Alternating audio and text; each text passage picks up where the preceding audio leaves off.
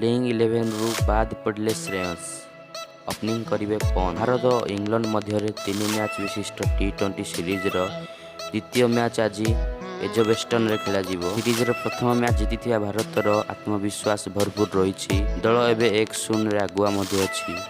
तेरे द्वितीय T20 रे wicket keeper batsman Ishan Kishan को बदल में ऋषभ पंत ओपनिंग करुवा नजर आसपारे। एने अनुमान लगाई पूर्वतन बैटर पार्थिव पटेल कहते जे पंत ईशान को स्थान में ओपनिंग करिपारंती।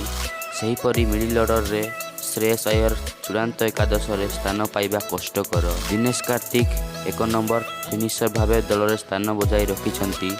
सेहीपरि ईशान किशन चलित वर्ष भारत T20 रे सर्वाधिक रन स्कोरर। पंत IPL रे भल प्रदर्शन करनथिले। एजबेस्टन टेस्ट रे शतक लगाइथिले।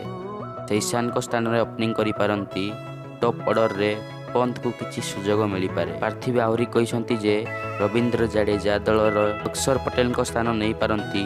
जसप्रीत बुमराह फेरिले अर्शदीप सिंह बाद पड़े। तेणु श्रेयस को दल में स्थान न मिल पारे बोली से कहते। गाइस जदि वीडियोटी आपको भल लगुच प्लीज गोटे लाइक करदे। आमती वीडियो देखा आम चैनल को सब्सक्राइब करदे।